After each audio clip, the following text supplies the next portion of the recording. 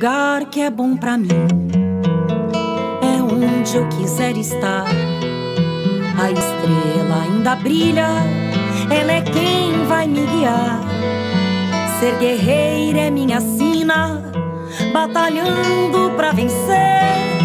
Tenho voz pra ser ouvida, tenho sonhos pra viver. Não vão mais conseguir me anular, me calar. Ninguém vai me impedir de cantar e lutar. Seja em casa, no campo, na rua ou na praça, chega de mordaça, agora eu vou falar. Porque eu sou mulher pra fazer acontecer. Eu sou uma delas, são elas por elas, ocupando os espaços de poder.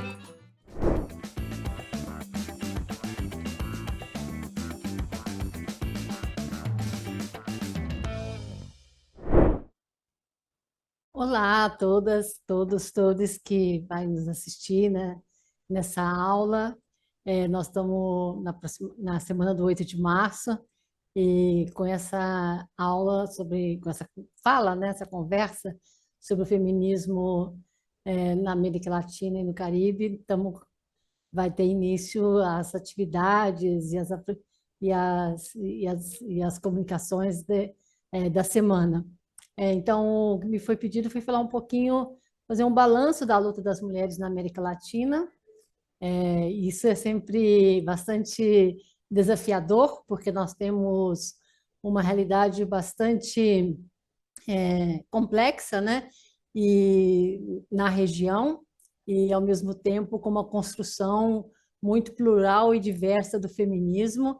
Então é importante a gente também buscando, ao mesmo tempo que visibiliza essa dimensão da diversidade e olhando o que são os elementos que nós temos em comum, ou como que a gente constrói convergências para a gente justamente pensar não só o balanço, mas também os nossos desafios, né? Eu acho que, para começar, né, a gente é sempre bom lembrar que a forma como as lutas sociais se desenvolvem num determinado território, elas têm a ver com o que são as forças políticas que impulsionam, mas também com o que é a formação social de cada lugar, né? E isso vai sendo evidenciado ao longo do processo em como os sujeitos, né, e os setores que se organizam para lutar contra as formas de opressão e exploração vão desvendando o que é o modelo que domina, né, a situação que constrói desigualdade, justiça e exclusão para poder lutar contra isso. Então, se a gente olha do ponto de vista do feminismo na América Latina, a gente vai ter alguns elementos comuns com outras regiões do mundo, que é sempre bom destacar, que é aquela dimensão de que nós, mulheres, sempre lutamos, né? Claro que o feminismo, como movimento social, com as características que tem de auto-organização das mulheres, de discussão, de crítica ao patriarcado e de como pensa a dimensão da emancipação das mulheres, eu chamo de que ele é datado, né? Tem um início lá na metade do século XIX, mas também cada vez mais a gente vê que lutas por emancipação, que lutas por autonomia existiram antes e que, na verdade, o que acontece é que a gente conhece pouco, mas, de fato, a existência do feminismo, como ele se articulou mundialmente e como ele se desenvolveu nessa conexão de olhar para a dimensão da relação entre patriarcado e a questão da classe, e depois a questão de raça, e, no caso da América Latina, muito forte a dimensão do que é o colonialismo e a dimensão da sexualidade, vai dando como esse movimento se organiza, né? E nós vivemos numa região, portanto, marcada, né, por esse capitalismo devastador, colonialista, racista, patriarcal, que busca dominar todos os nossos territórios, nosso trabalho e nossos corpos. E é E é neste contexto, portanto, de muita desigualdade e de muita precariedade que nós seguimos nos organizando, né? E uma questão que é extremamente importante é olhar que o feminismo na América Latina e no Caribe, ele justamente se constrói, se constitui desde as práticas cotidianas das mulheres, neste contexto de muita violência, de muita desigualdade, e onde nós mulheres estamos sustentando a vida e com o nosso trabalho, com o nosso tempo, e construindo também práticas de resistência e, ao mesmo tempo, da resistência que aponta para que é o bem viver, o que é o mundo que a gente quer construir, de como é importante desmantelar esse sistema de opressão de uma forma integral. Não temos que lutar primeiro por uma coisa, depois por outra, depois por outra. Há uma imbricação entre essas dimensões, então a gente só vai alterar a nossa vida e só vai construir igualdade plena se a gente desmantelar esse modelo como um todo. Eu acho que a gente pode recorrer isso um pouco na experiência desse movimento, né?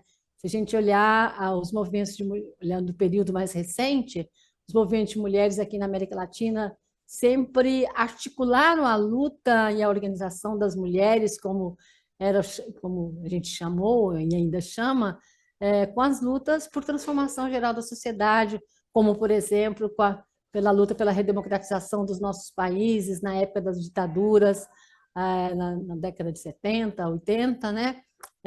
Mas uma outra dimensão é que este feminismo foi buscando sempre se espalhar pelos setores populares, né? Então, nós temos em vários países organizações, por exemplo, de mulheres camponesas, indígenas, que são organizações fortes, importantes, que se forjaram, muitas delas na década de 90, em pleno neoliberalismo, e que, inclusive, não só constituíram a resistência de uma forma mais ampla, mas justamente demarcando o que era o neoliberalismo naquele momento e como a dimensão patriarcal, racista, articulado com a dimensão de classe, sustenta esse modelo, né? Organiza esse modelo. E, portanto, é uma luta das mulheres camponesas e indígenas extremamente importante. Nós podemos citar vários exemplos de vários países onde isso está acontecendo, assim como, por exemplo, a emergência das mulheres indígenas na nossa região, que vem de longe, né?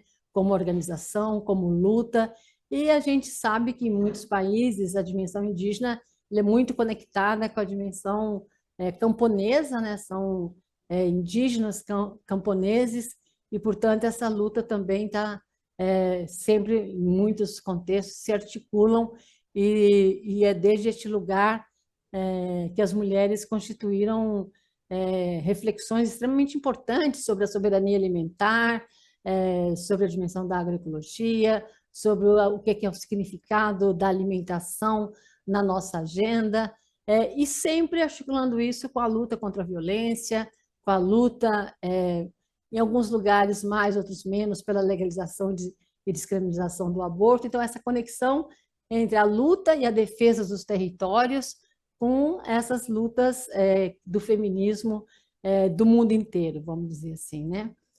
E a gente sabe que nos últimos...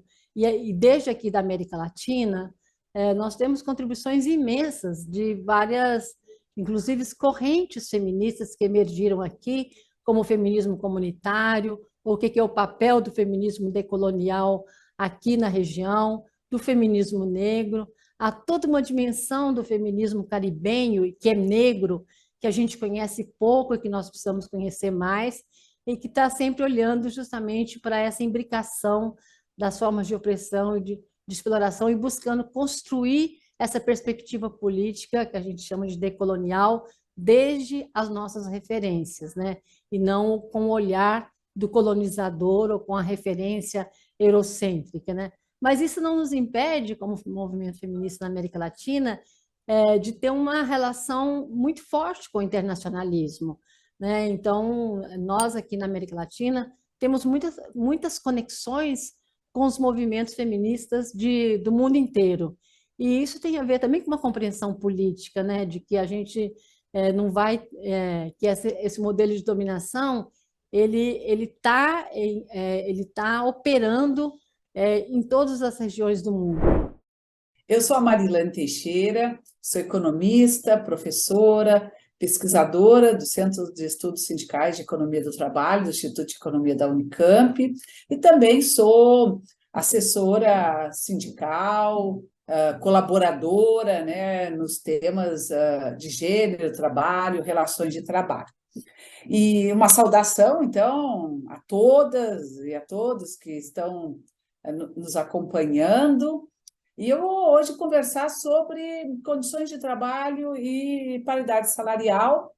Acho que nós estamos num mês muito especial, né? Porque nós temos o Dia Internacional da Mulher, então o mês de março ele acaba sendo uma data muito importante, uma data para celebrar, né?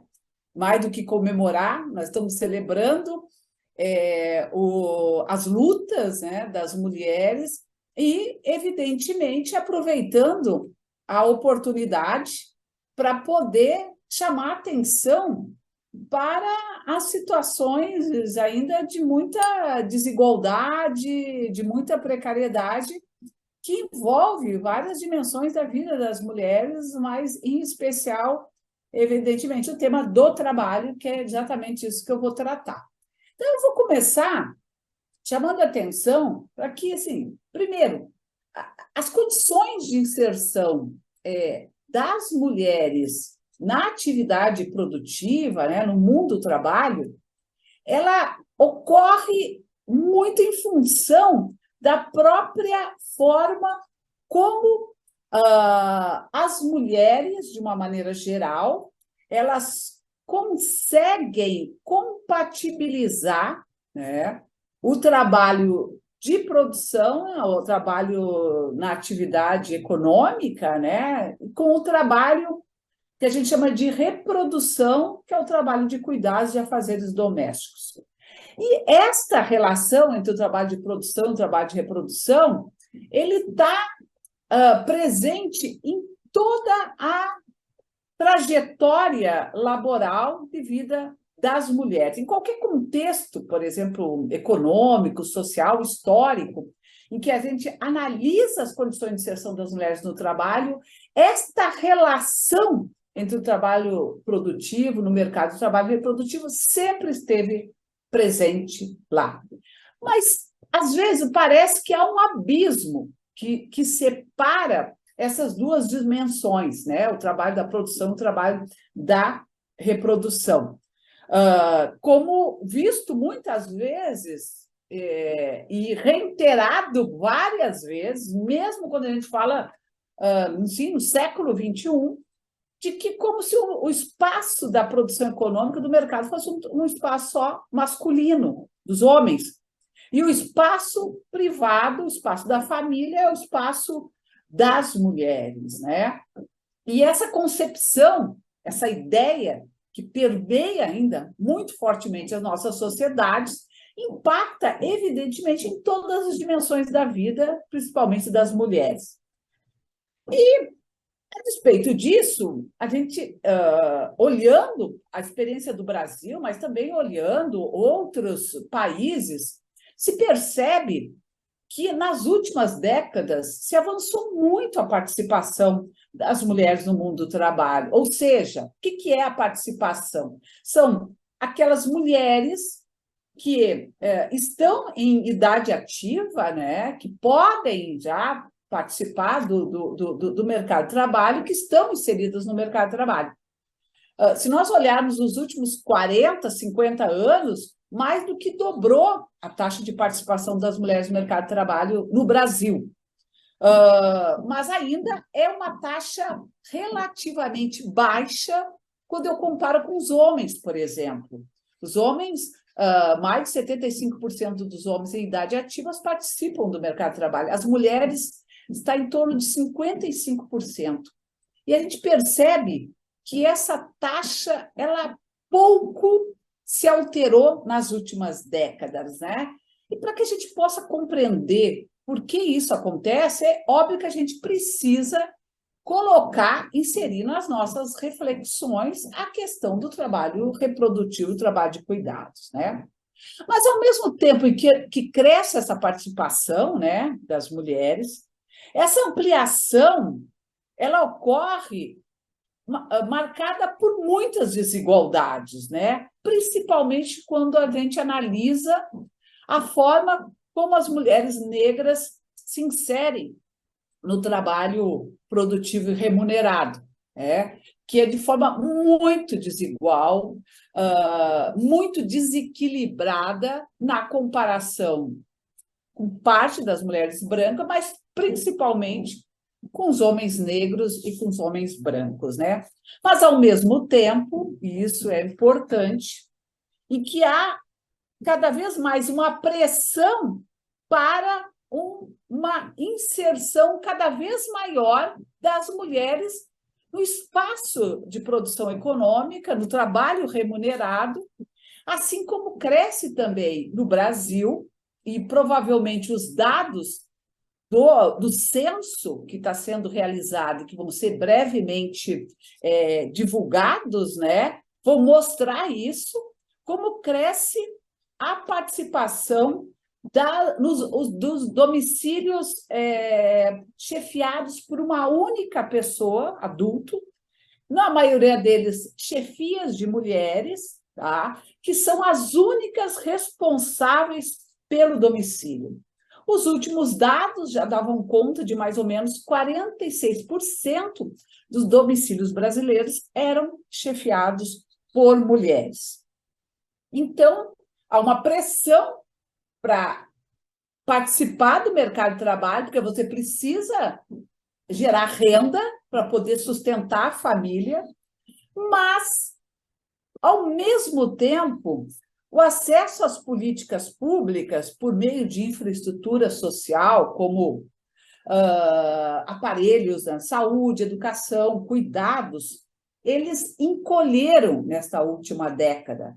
A gente observa um verdadeiro retrocesso, né? Desde 2016, com o afastamento da presidenta Dilma, nessas políticas, que, obviamente, elas são consequências de um modelo, de uma política de austeridade fiscal dos governos liberais, Temer e Bolsonaro, que encolheram, né, os recursos para estes setores fundamentais para assegurar uma melhor qualidade de vida, principalmente para as mulheres, e, em alguns casos, essas políticas foram completamente eliminadas. Por exemplo, os dados de creches, né, são um verdadeiro escândalo. Em 2021, nós tínhamos um dado que 75% das crianças de 0 a 3 anos, pobres, não tinham acesso à creche.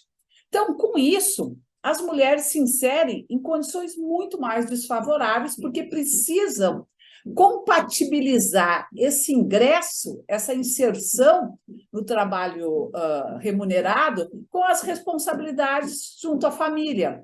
Então, elas vão para os trabalhos informais, flexíveis, os trabalhos que exigem, às vezes, pequenos deslocamentos para que elas possam rapidamente retornar para casa, né? Então, elas se submetem também a salários menores, a salários rebaixados e a condições de trabalho sem nenhum direito, sem nenhuma proteção social, sem acesso à previdência social. Sem dúvida nenhuma, um dos grandes desafios para enfrentar essa situação é ampliar, por exemplo, a rede de cuidados. E isso óbvio que também tem implicações no tempo de contribuição. Quando uma mulher se insere num trabalho precário, um trabalho mais vulnerável, um trabalho informal, ela deixa de contribuir para a Previdência Social, e isso vai ter impacto lá quando ela estiver alcançado a idade para aposentadoria e ela não poder ter o acesso ao benefício porque ela não tem o tempo mínimo de contribuição, e todas nós sabemos que isso piorou muito, se agravou muito a partir da reforma da Previdência em 2019. E isso tudo tem impacto sobre os rendimentos, que é disso que nós vamos falar agora, porque o tema das desigualdades salariais, ele sempre foi um tema presente em toda a estrutura do mercado de trabalho e sempre marcou as diferenças entre homens e mulheres. Em qualquer contexto que nós analisemos, mesmo nos períodos de maior crescimento econômico, maior formalização, as desigualdades salariais, elas são recorrentes. E a gente precisa compreender de onde vêm as desigualdades salariais. Por que as mulheres que estudam mais, as mulheres têm nível de escolaridade mais elevado? Se a gente olhar hoje, por exemplo, o mercado de trabalho formal, só o mercado de trabalho formal, aquelas que têm direito, registro, etc., em torno de 30% têm ensino superior completo, enquanto que entre os homens, o ensino superior completo contempla apenas em torno de 15% dos homens. Então, se as mulheres estudam mais, estão mais qualificadas, por que elas ainda seguem recebendo salários menores? Então, para a gente compreender isso, a gente precisa entender que não é uma única causa vamos dizer, que é atribuída, né, para tentar dar uma explicação para isso. A gente tem, em média, hoje, as mulheres, em média, tá? Por que eu falo em média? Porque eu somo toda a massa salarial que as mulheres recebem, ocupadas, toda a massa salarial que os homens recebem, que estão ocupados, divido pelo número de mulheres, divido pelo número de homens, e vejo uma média e comparo. Então, em média, as mulheres recebem em torno de 70%, 75% do salário masculino, ou seja, para cada R$100 que um homem recebe, uma mulher receberia em torno de 70%, 75% em média. Quando eu desagrego os dados por gênero, por raça, as mulheres negras, em média, se eu comparar com, por exemplo, os homens brancos, podem receber, inclusive, 40% em média na comparação com os homens brancos. Então, isso é uma variação média.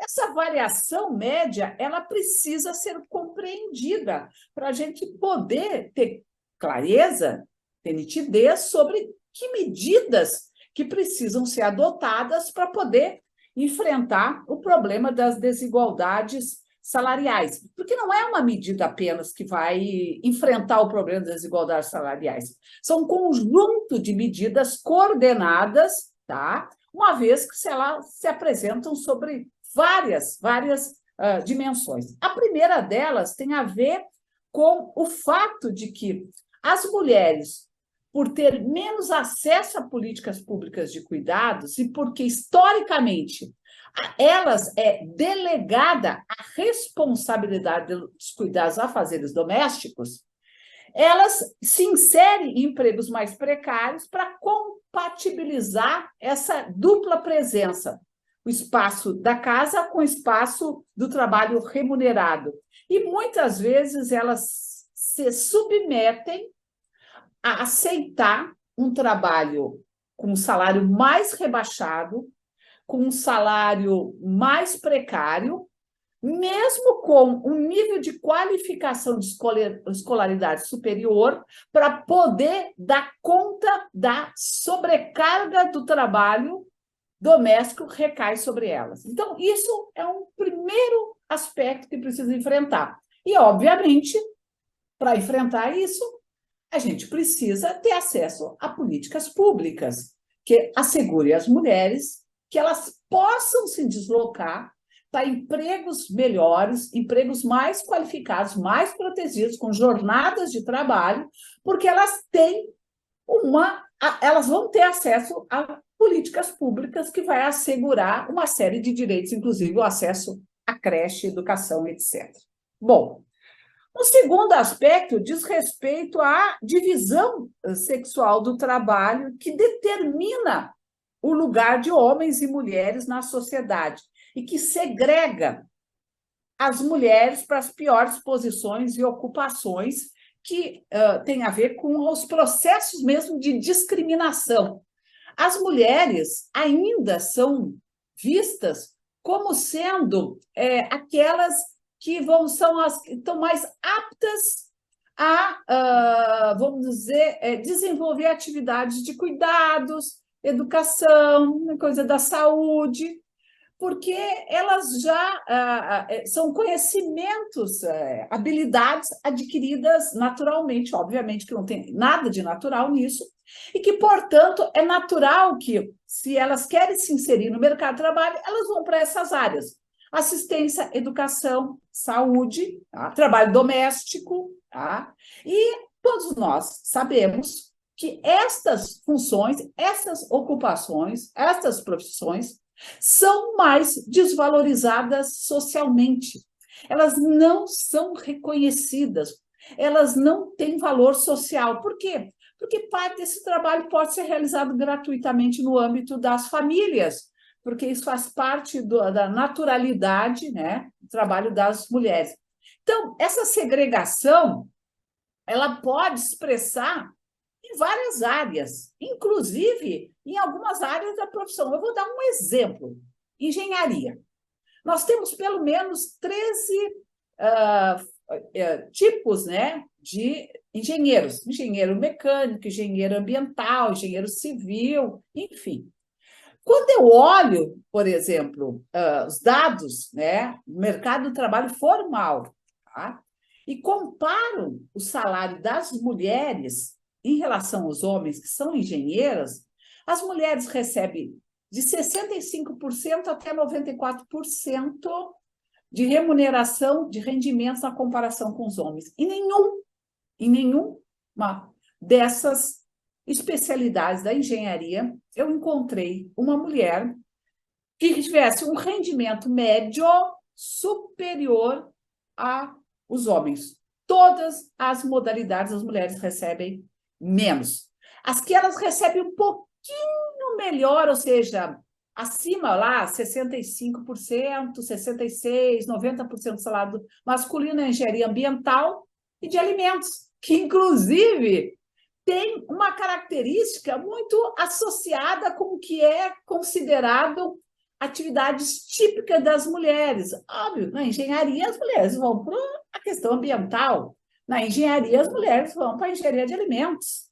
Agora, a engenharia química, por exemplo, que é predominantemente masculina, a mulher que vai para a engenharia química deve ter 65% relativo a um salário masculino. Olá, boa tarde. Eu me chamo Léo Ribas, estou articuladora nacional da Liga Brasileira de Lésbicas. Também sou articuladora nacional da Rede Lésbica Brasil, que é a rede nacional de ativistas e pesquisadoras lésbicas e bissexuais. Faço parte do Conselho Nacional Popular LGBTI+, e venho tendo a minha trajetória dentro da defesa e promoção dos direitos humanos das mulheres LGBTs. Eu tenho 50 anos, faço 29 anos de militância esse ano, e estou aqui para conversar com vocês um pouquinho sobre as políticas emancipatórias e os seus processos.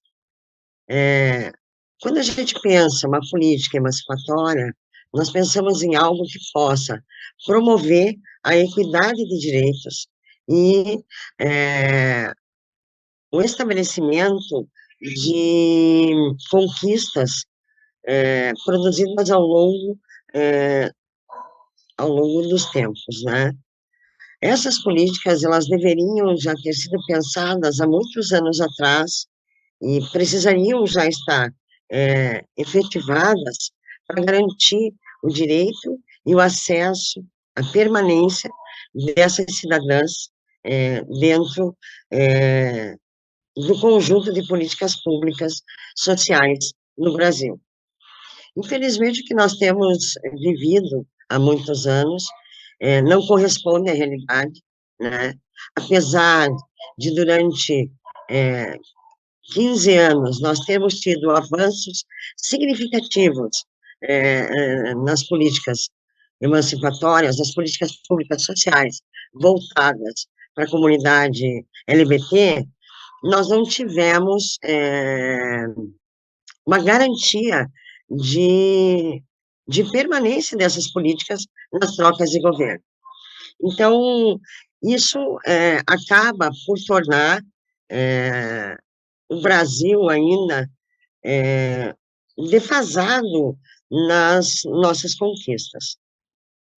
Nós, ao longo dos tempos, a gente vem dialogando entre os movimentos sociais organizados, o legislativo, o executivo, para que a gente pudesse ter garantias de políticas públicas e garantias de acesso a essa política.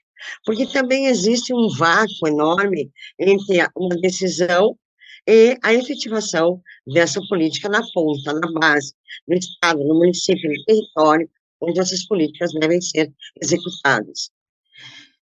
Nos últimos anos, todos os avanços que nós tivemos no tocante a políticas voltadas à população LGBT, elas vieram do judiciário. Por quê? Porque dentro do legislativo, nós temos ainda uma grande parcela de conservadorismo que impede que essa política se torne uma lei específica, né? Então, nós hoje temos compreendido que tudo que nós tivemos de direito garantido, ele veio através de decreto presidencial. Isso aconteceu no primeiro e no segundo mandato do presidente Lula, e também no primeiro e no segundo mandato da presidenta Dilma, né? Embora nós tenhamos tido, nesse segundo mandato da presidenta, um golpe de Estado muito bem arquitetado, e que, junto com esse golpe, vem a derrocada dessas políticas, porque na visão conservadora, na visão das religiões neopentecostais, que adentraram no Congresso Nacional, a política pública voltada para a população LGBT é a política do mimimi. Não há necessidade dessa política, que nós não precisamos ter direitos diferenciados de outras populações.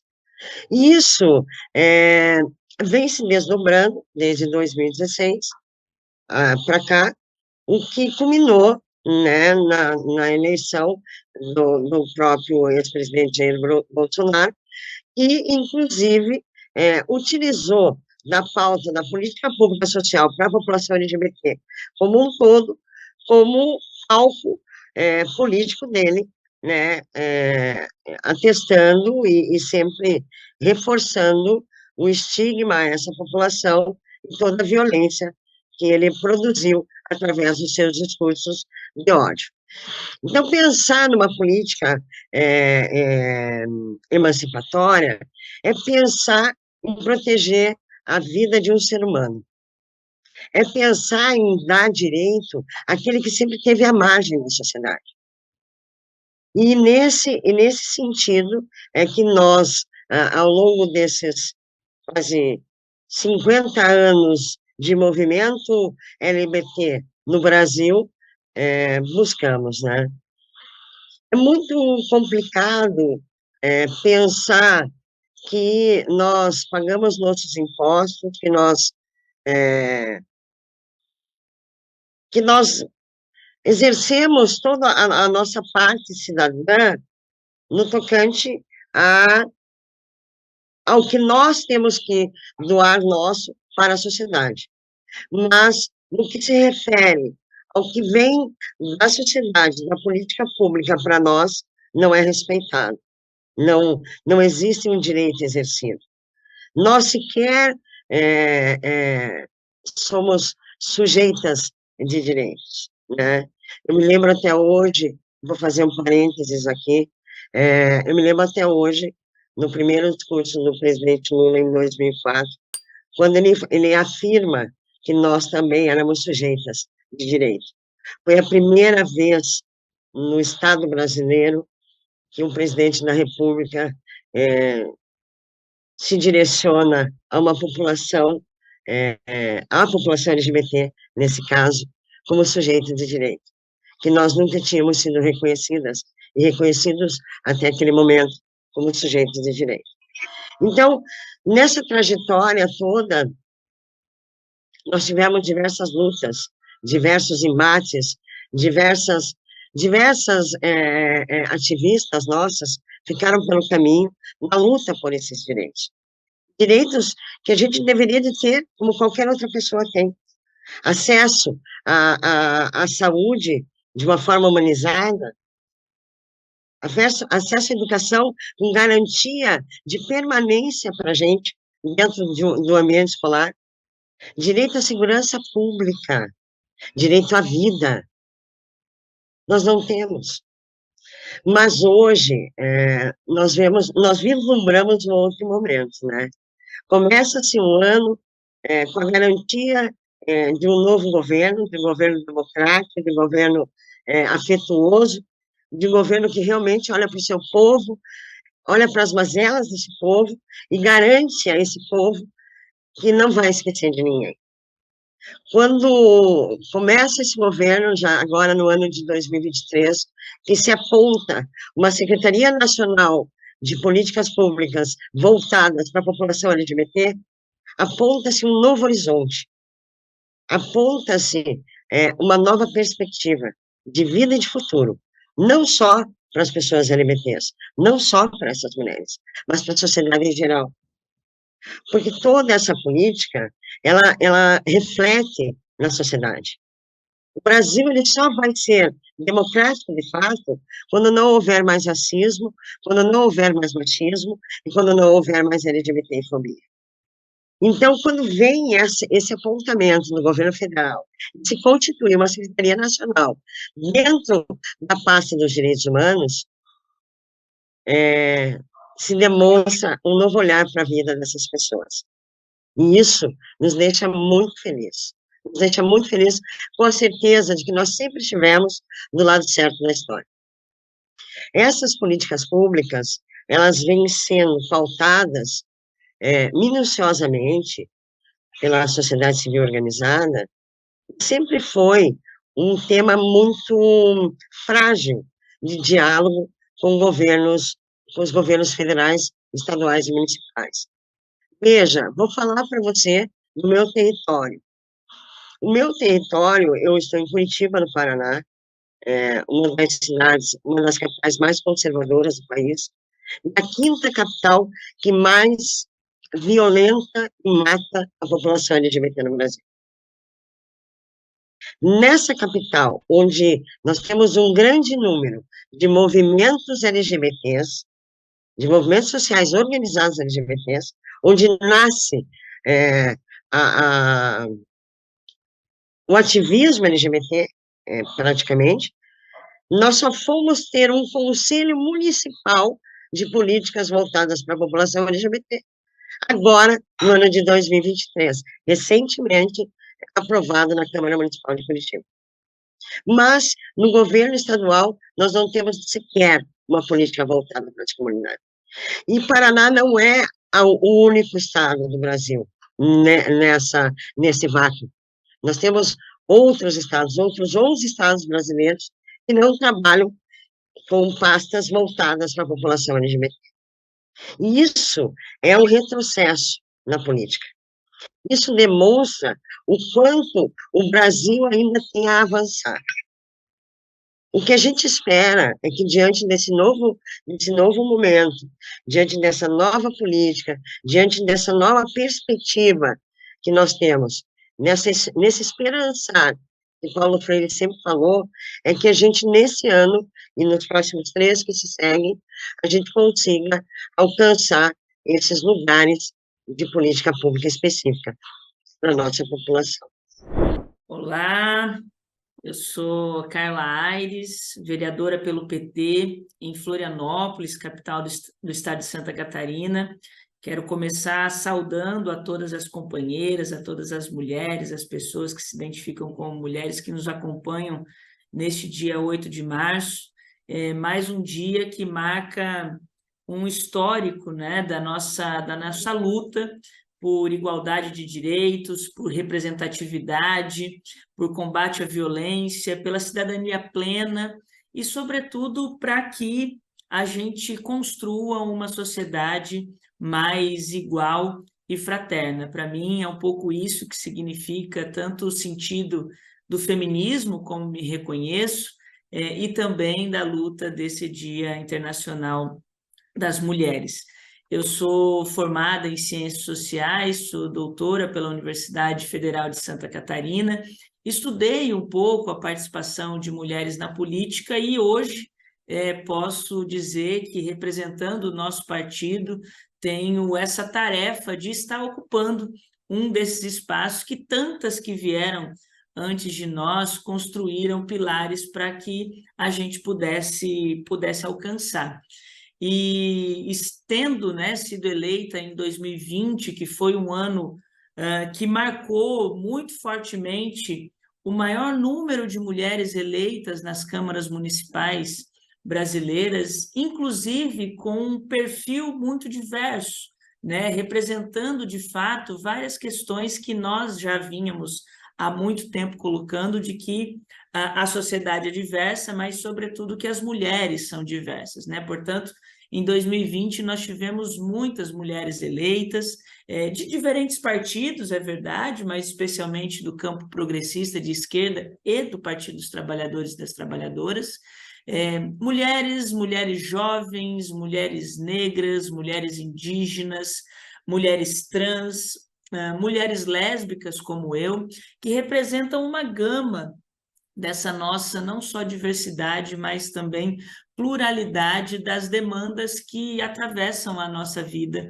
no nosso ser mulher. E é muito interessante porque, ocupando esse espaço neste momento, aí, desde 2020, as demandas que nos chegam a ocupar esse espaço passam, obviamente, pelo lugar de que a gente tem a responsabilidade de dar respostas a tudo aquilo que diz respeito diretamente às mulheres, aos temas de mulheres, historicamente também colocados como temas do cuidado, temas de um olhar mais social.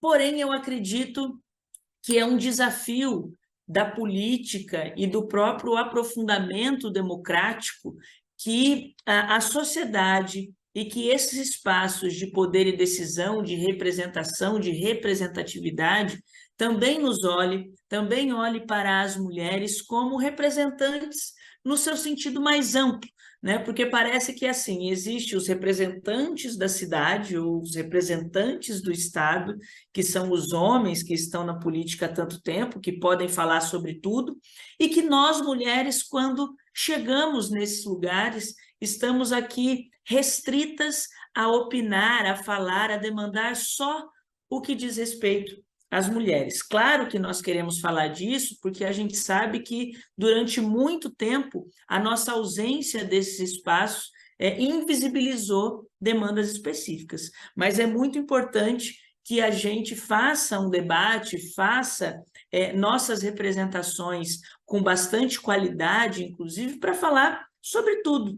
No caso das vereadoras, falar sobre a cidade no seu sentido mais amplo, discutir orçamento, discutir planejamento urbano, discutir regras de ordenamento da cidade, discutir tributação, discutir tudo isso que muitas vezes acham que nós não sabemos opinar, ou que as nossas opiniões, o nosso olhar sobre determinadas questões são menores. Muito pelo contrário, o que acontece é que o fato de nós ocuparmos na sociedade um lugar muito determinado durante muito tempo, o olhar que nós temos sobre determinadas questões é diferente da nossa perspectiva social, da perspectiva em que nós estamos inseridas, seja de forma autônoma ou compulsória, na sociedade. Então, eu acredito que o maior desafio, e se eu pudesse deixar aqui para todas as companheiras e as pessoas que nos acompanham, uma tarefa dessa quadra da história, da qualificação, da representação e representatividade das mulheres, e especialmente das mulheres de esquerda, é a gente construir esse debate sobre o sentido da nossa ocupação nesses espaços. E, claro, vindo deste contexto recente em que a gente está saindo agora, né, desde o golpe contra a presidenta Dilma,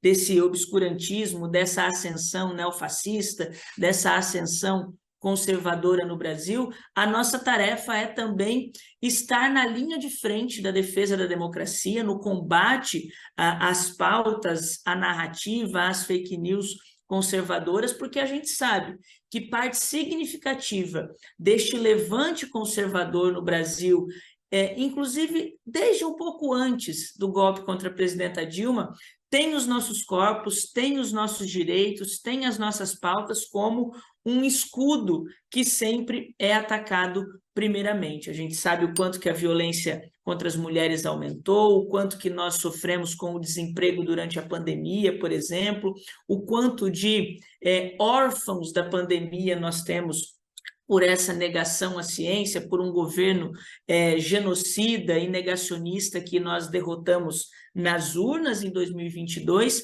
mas que precisamos ter muita nitidez de que não derrotamos completamente os seus valores na sociedade, e por isso que é tão importante esta retomada que nós estamos fazendo, essa retomada democrática, colocar esses entendimentos no centro de todos esses debates, no centro, por exemplo, das conversas, dos projetos, das ações que forem dadas em relação à cultura no Brasil, em relação ao enfrentamento e mitigação das mudanças climáticas. A COP 2026 apontou que 80% das pessoas impactadas com os processos de mudanças climáticas no mundo são mulheres, porque estão mais expostas à vulnerabilidade, estão mais expostas às áreas de suscetibilidade geográfica, estão mais expostas à pobreza, estão mais expostas ao cuidado. Então,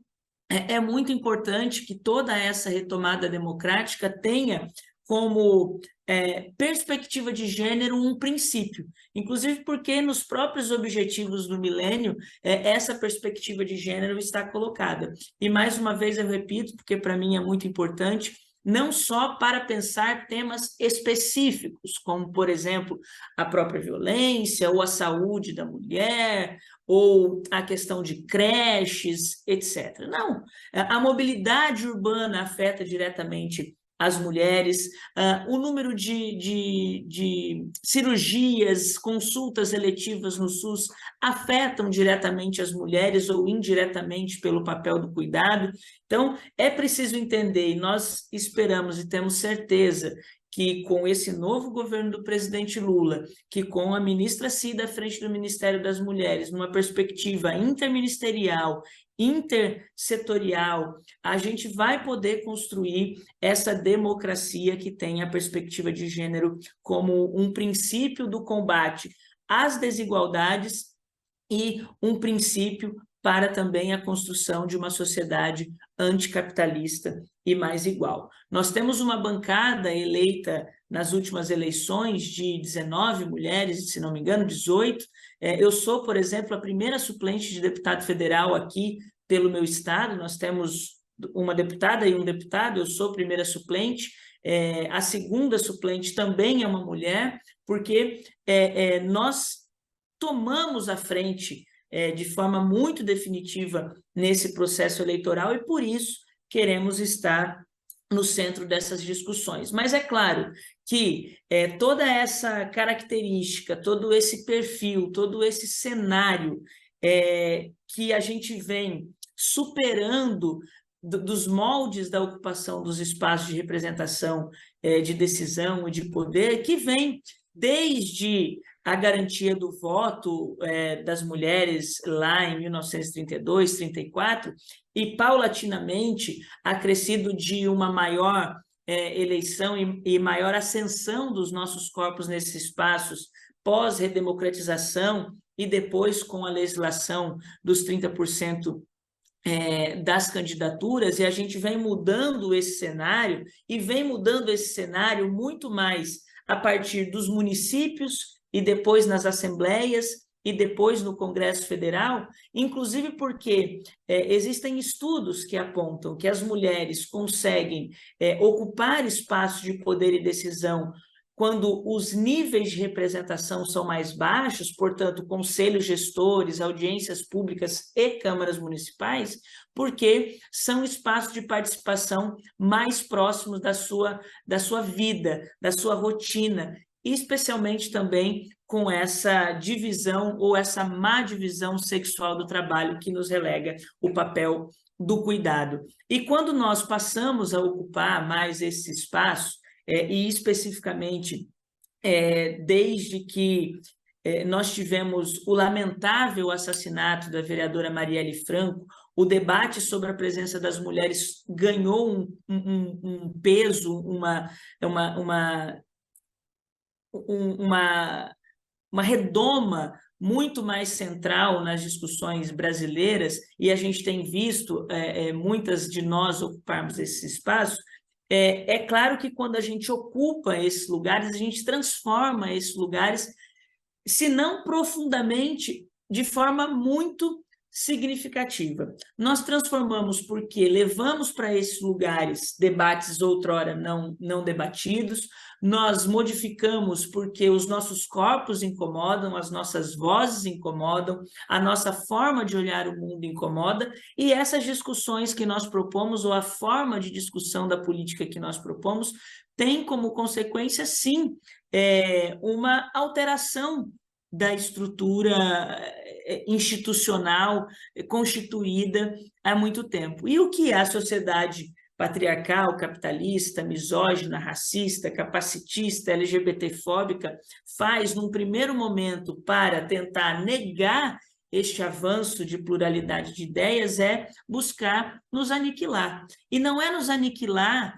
num debate de ideais, ou num debate de palavras, ou num debate de propostas. O que a gente tem visto, e inclusive a própria corpo judiciário do Brasil, de constituição de leis, foi provocado a legislar sobre isso, é uma constante violência política de gênero.